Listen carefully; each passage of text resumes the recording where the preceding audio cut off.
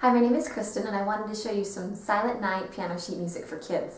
This sheet music is great for kids. It's got larger notation and it shows right here where the kids place their hands. This sheet music is designed especially for kids so they can put their hands in one spot and not have to jump all over the keyboard to play this piece. At the very end they do need to cross the right hand over just to play that final note, but that's very easy to do.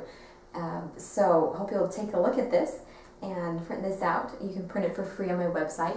There's also another sheet here that you can use if you're working with a really young beginner that doesn't yet know how to read music notation. This one shows the finger numbers throughout the piece so that they don't have to read the notes on the staff, they can just look at the finger numbers. And you'll see right here it tells them on this keyboard where to place their hands. So like the right hand will put the thumb on B to play it.